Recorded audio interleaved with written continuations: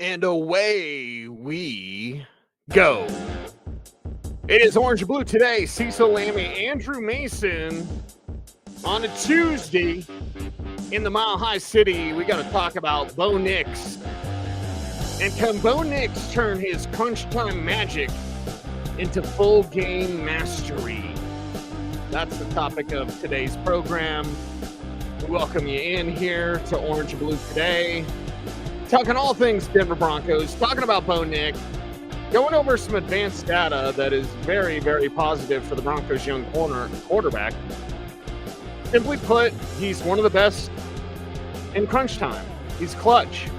Bo Nix is clutch, and that clutch gene is coming through in the form of wins, comeback wins, of course, and the advanced data is very kind for Bo Nix. And the most important categories for a quarterback, it's always, what do you do when you're blitzed? What do you do on third down?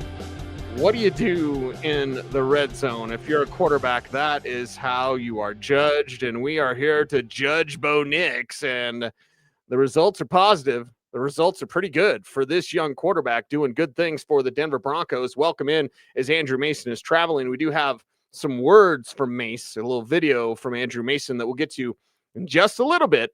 But I want to go over some advanced data numbers. This is from the Sumer Sports Brain about Bo Nix and his metrics query. Like, what is he against the blitz? What is he on third down? What is he in the red zone?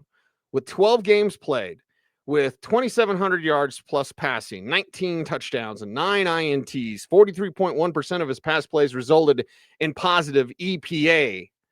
I talked to Bo about this probably about a month ago. He wasn't aware of these numbers, but we certainly are. We're going to talk about them today. Performance against the blitz. You don't blitz Bo Nix because he'll kill you. And that's what the great quarterbacks do. Completion rate against the blitz, 60.9%. So almost 61%. There's a lot of quarterbacks out there that can't get 60% completion overall. Bo Nix does that against the blitz. So that is fantastic. He's got 590 yards passing. He's got 7 touchdowns and 1 INT against the blitz. So positive impact when he's facing the blitz. You don't want to blitz Bo Nix. Now, blitz is different from pressure rate. How many times they send extra pressure and it doesn't get to Bo? How many times do they blitz and it doesn't get to Bo? And then how many times do they pressure him, even with rushing 3 or 4? How often does he feel pressure or is under duress? And what does that do to him? Against the blitz, he's one of the best in the league. So already, one of the ways that you judge a quarterback is against the blitz. High pressure situations, Bo Nix is passing with flying colors. Well, how about third down? Third down, also a way that you judge a quarterback. Third down performance, 59% completion, 59.1, 5 touchdowns, 3 INTs, and 52.8% of third down passing attempts resulted in a first down. So you love to see that from Bo Nix. Are you moving the chains? Are you keeping drives alive? And I don't have the data in front of me, although I could grab it. A lot of these third downs are not 3rd and 3, especially without J.K. Dobbins. A lot of these third downs are 3rd and 8. They're 3rd and 9. Dare I say 3rd and 10. You got a lot in your playbook when it's 3rd and 3. You should have pretty good success when it's 3rd and 3. When it's 3rd and 7 plus, problemas. But Bo Nix is converting. He's moving the chains. And you see the numbers again. His numbers on third down, one of the best in the league. Now, red zone performance. You judge a quarterback on 3 things mainly. How do you do against the blitz? How do you do on third down? How do you do when you're near pay dirt? Red zone performance, 12 touchdowns, 1 INT. So of his 19 touchdowns, 12 of them come in the red zone.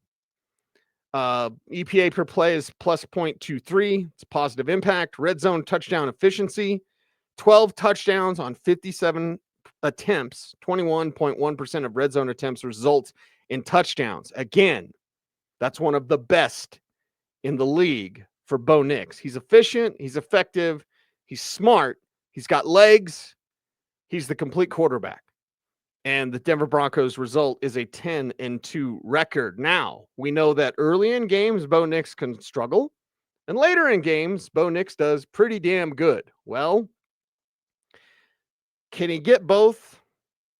It's something our guy, Andrew Mason, talked about today. Mace, take it away.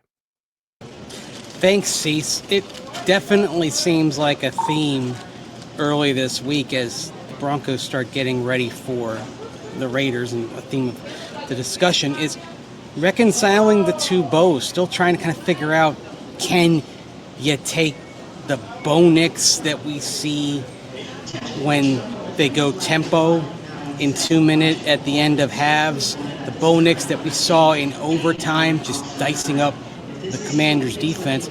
Can we take high leverage 2 minute Bo and translate it to the rest of the game? That Bo that operates a little bit more beyond structure, a little bit more off script, and these are things that, as Sean Payton pointed out Monday, are strengths of Bo Nix. Number one, let's just talk about assets or strengths. When you can climb and gain 11 yards, some people have that, some don't. In other words, we can't go work on that on field B, and so he has that. And a lot of times in those situations, you're getting some zone coverages. Sometimes teams will play a spy, and then I think the ability to throw the ball, not only from the pocket, but I would say a strength of his going right or left is, throwing it off schedule. And I think some people can work on that, but aren't as effective as others. The first two things that come to mind. Indeed, like Sean Payton said, some people can work on that, but it's one of those things that often you either have or you don't. Kind of like a feel for the pass rush and a feel to know when to escape. Generally speaking, the feel for the rush, you've got it or you don't. It's not something that often improves when you get to the next level. And quarterbacks in college who struggle with a feel for the pass rush typically struggle when they get to the pros. It's one thing that is rarely coachable. Just as off platform and beyond structure ability, it's where athleticism comes into play. It's where quick thinking comes into play. These things you can't coach. But to some degree, you can practice them to some degree. And that was what I asked Adam Troutman about. Now, Sean Payton did say, hey, you can't work on that on field B. And for the most part, you can't, because you can't replicate everything. It's not about hitting your marks. But as Adam Troutman pointed out on Monday, yeah, Bo Nix has some magic to him. And magic is the word he used. But at the same time, you go all the way back to the offseason, they do some red zone scramble drills that prepare them for this. And then the other thing that prepares the Broncos pass catching targets for this is just repetition and the types of situations that come up when he's buying time, when things are breaking down. Here's Trout on all that. Yeah, I think that's something you kind of had to learn with him over time through the last couple of years, because that is true. Like, you don't necessarily work on those things in practice. Now, I will say, specifically, we place an emphasis on red zone scramble. So we do practice that, like, during training camp or during OTAs and all that. But it's knowing, like, hey, you run your route, you get covered, keep your eyes on Bo, and once he breaks, work with him. So it's kind of a learned thing. You just kind of learned it over time. And, we talk about it. We talk about where your landmarks are. If you're deep in the progression, where you need to end up on a scramble drill, if it's to your side, if it's away from your side, if you're shallow, where you need to go, and how you fit into that. So we create proper spacing, and then that's why guys end up wide open, because we understand that and we play off of each other. So it's definitely a part of his game that's got some magic to it, and it's gotten us out of a lot of bad situations or pressure situations. So you've got the Bo Nix magic, but you've also got some preparation and some work involved. I mean, it just sort of tells you these things don't happen on their own. Even organic things in the run of play require some work and preparation. I think one of the things that also reveals itself from that comment, and we talked about this on Monday, is the value of getting reps. Now, the other news of the day, of course, Elijah Moore joining the Broncos after being let go by the Bills last week, joining the Broncos practice squad. Of course, he doesn't fit the Broncos and Sean Payton's height, weight, speed template. I mean, he's, guy who's sub 6 foot, so it'll be interesting to see what the vision in the Sean Payton parlance ends up being for him as they try to get a look at him. Does give you a little bit more depth, but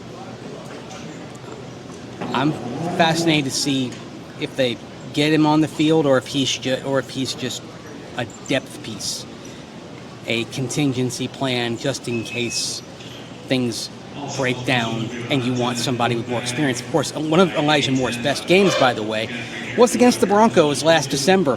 He had 111 yards receiving. That was the game where he matched his career high in receptions and had his second highest receiving yardage total. And maybe it's one of those things that was in the back of Broncos' minds when they decided to bring him in and ultimately decided to give him a practice squad contract today. So, Cease, back to you. I'm headed back to Denver, and all things go well, I'll be back at Broncos HQ on Wednesday. What looks like a snowy Wednesday in the Mile High City. Take care. And there we have him, Andrew Mason, checking in from the road as Mace will return to the snow, and they're saying about 10 inches here in Roxborough. So I'll be ready with my shovel and some ice melt and hopefully get to the studio by 10 a.m. And then we'll see what the roads look like for the afternoon commute. Anyway, we got to talk about this Broncos team and Bo Nix. Elijah Moore, I got some thoughts on that as well. But Bo Nix taking the skill from the late game heroics and the crunch time heroics and then sprinkling that throughout the entire contest. It's one thing that we'll need to see if the Broncos are to achieve a second gear or another gear, if you will, come the postseason, which every team needs to reach another gear. Can the Broncos do that? I've got some thoughts on Elijah Moore as well, but first, a word from our sponsor. Today's episode of Orange and Blue Today is presented by Ramos Law, the official injury law firm partner of the Denver Broncos. Ramos Law was founded by Dr. Joseph Ramos, an attorney and ER doctor, to provide exceptional care to those injured in accidents. With a unique understanding of both medicine and law, the Ramos Law team is built to fight for you every step of the way. Experience the Ramos Law difference. Contact them today at ramoslaw.com. The Broncos do have another gear. It's for a larger show, and I'll wait for Mason and I to be both on the mic at the same time. But that other gear comes through Evan Ingram. You want to be more steady. You want to move the chains in non-crunch time. That's where Evan Ingram helps you out. So more Evan Ingram, maybe even more Pat Bryant going forward. I'm always voting for more Cortland Sutton. Do you think the Broncos have another gear they can reach? Drop it in the comment section down below. Certainly appreciate you. Elijah Moore here, as Mace said, it's an interesting ad for the former second-round pick from Ole Miss, and I appreciated his game coming out of college. At this point, the Buffalo thing is weird. The way they're treating Keon Coleman is weird. The fact that they move on from Elijah Moore, it's a little weird. So I'll check in with some Buffalo people to see exactly what's going on there. But they liked Elijah Moore, at least the folks that I talked to around that team, liked Moore for his big playability, and that's what he is. He's a smaller receiver, but he's very fast. He's very agile. He's got make-you-miss ability. Guy's got to stay healthy, and he's got to impress on the practice squad. So a depth piece, most likely an interesting move. I never thought wide receiver was something that they needed to make a move for. The trade deadline and Jalen Waddle and all that. It's running back is where they needed to make a move for, and they didn't. So I'm not going to shake my fist at the heavens because the trade deadline is well past for like a month now. But I look at it and I go, okay, Elijah Moore, interesting. Help you out on special teams, perhaps. Gadget player, give him some end arounds, that type of stuff. But so long as Marvin Mims is healthy, I want Marvin Mims to get all the end arounds and all the work. And more Marvin Mims is another key as well. You want another gear? Start featuring Marvin Mims as a receiver. It should just happen. The fact that it hasn't happened to this point is a bit shocking because last year there was non-usage of Marvin Mims, and then they started using him out of necessity, and it was awesome. So can you go back to doing that? I don't think Marvin Mims is done developing as a receiver. I don't think he's plateaued as a receiver, and I'd like to see more of that. So more Marvin Mims, Elijah Moore, whatever. Doesn't really move the needle for me. Maybe he can totally change my mind or whatever, but it's a depth piece. I like the other young receivers on this team, specifically Pat Bryant, who is clutch. I'd like to see him get more involved, and you see that snap total for him increasing. Troy Franklin's snap total decreasing. They've self-scouted, and they decided coming out of the bye they're going to use more Pat Bryant. They decided coming out of the bye after they've self-scouted and used more Evan Ingram. I think that's smart. I think it's really smart. Things were getting a little forced with Troy Franklin. They can still be there, and it can still be a big part of what they do, but you don't want to force it to them. And at times it seemed like they were forcing things, whether that's Sean's call or Bo just kind of doing it, breaking a play, whatever. But Bo was very comfortable against the Commanders. One of the most comfortable performances where, and just overall, you don't rattle the kid, but it was great to see in that game against Washington how he was steady in everything that he did. And is there another gear? Yeah, there is. Again, drop it in the comments down below.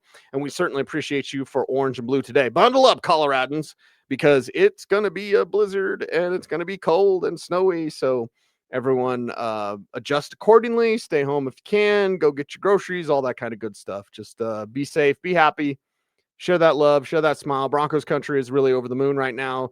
So rock your Broncos gear, your Bo Leave shirt, whatever. Let's do this thing, man. Broncos are in a great spot. They've got a lot of good football ahead of them, and they've got to run at a Super Bowl if they can get to that extra gear. I'm Cecil Lammey for the great Andrew Mason saying, it's orange blue today, baby. Make sure to like, comment, share, subscribe, hit the notification bell so that you never miss a vid, and we appreciate you. Stay tuned, and as always, please stay frosty